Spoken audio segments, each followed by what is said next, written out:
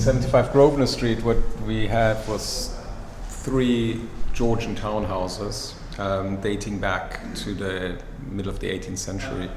And our idea was to try and bring those together into a contiguous modern office space, but stay very true to the history and the heritage of those buildings.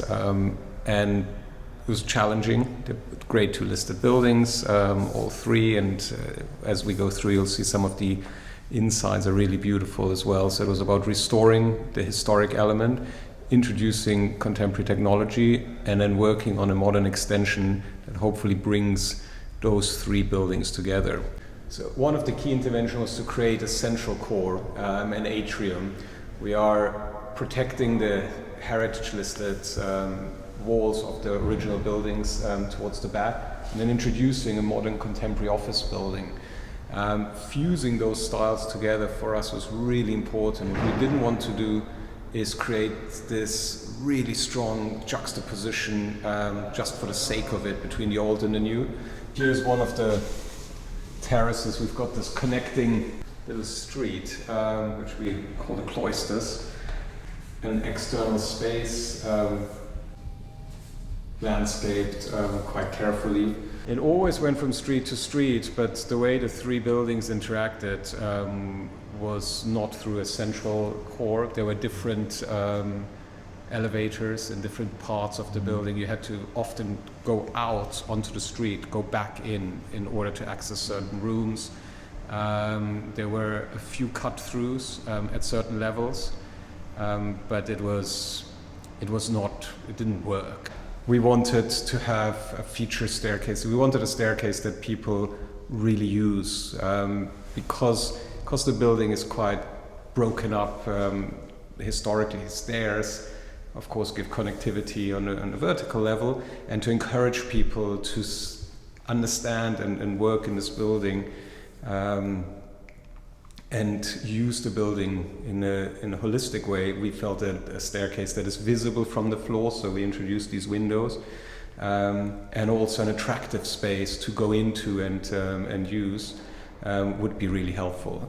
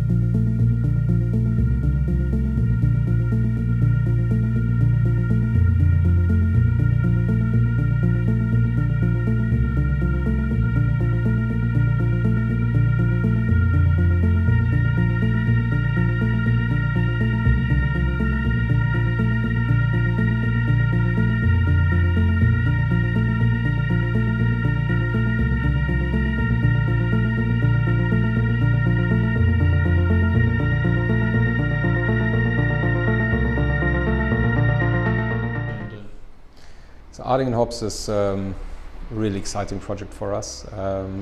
It's obviously a department store building going back to the late 19th century, and then was rebuilt in the early 20th century following a fire that pretty much gutted the original development. But what makes Arding and Hobbs so special is it's been part of the Battersea community for the last 100 years, and a really important part. First as the Arding and Hobbs department store, most recently a Debenhams store. And we bought the building because we fell in love with the building and we really liked the location. The building sits directly opposite Clapham Junction Station, which is one of the best connected train stations in Europe. Apparently actually the busiest train station in Europe. And it's a beautiful building. Everybody walks by it, looks at it, and connects to that building. And during the occupation by Debenhams, it's sort of fallen a little bit into disrepair. I think also that modern department stores, or at least department stores how we've known them for the last 20, 30 years, were really not about celebrating the building, so about showing their wares, and that meant if any department store, very few windows are available, it's not light inside, and a lot of the features that this building originally had were hidden. So our approach has been, once Debenhams went into administration and we realized that the building would come back to us, our approach has been to rethink what the use here should be. When we bought it, to be honest, we didn't have a master plan. We just felt fantastic real estate in a fantastic location. And it was clear that the council was quite protective about retail users in this part of St. John Street and Battersea, but it was always our intention to keep that as a key feature of the building. But we wanted to create a different retail experience, and we wanted to mainly to introduce workspace. We looked at different use alternatives, but given the nature of the building being very deep as a department store, we didn't think that residential use was an obvious use, and being a listed building also made it very difficult to think too much about how do you cut it up, and it was rather for us about how do you restore it and how can you reuse it. And office was the obvious answer. We are predominantly office developers, so we always approached it from a workspace angle. And it has challenges, of course, but it also has the ability to create something very unique and special. And our feeling is that occupiers today, they're looking for buildings that are aspirational, that are exciting, that are reflect very often the culture of what the company is about. And that's really what people want. It's not about flexibility and cost as the main drivers anymore. It's actually about an offering that enables businesses to do much, much more. We sit in a completely non-core London office market, but we have a really special building.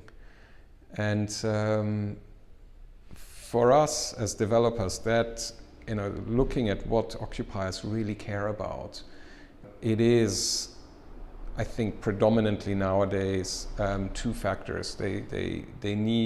They're still very keen on connectivity. It's really important to be able to get to your building and from your building for any stakeholders, whether it is team members or visitors.